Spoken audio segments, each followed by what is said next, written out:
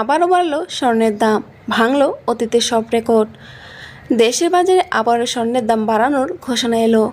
সবচেয়ে ভালো মানের স্বর্ণ 22 ক্যারেটের ভরিতে 1,889 টাকা বাড়িয়ে 1,99,196 টাকা নির্ধারণ করা হয়েছে।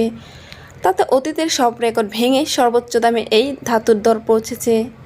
সোমবার 22 সেপ্টেম্বর রাতে স্বর্ণের দাম নির্ধারণের কথা জানে বাংলাদেশ জুয়েলার্স সমিতি, যা মঙ্গলবার 23 সেপ্টেম্বর থেকে কার্যকর হবে।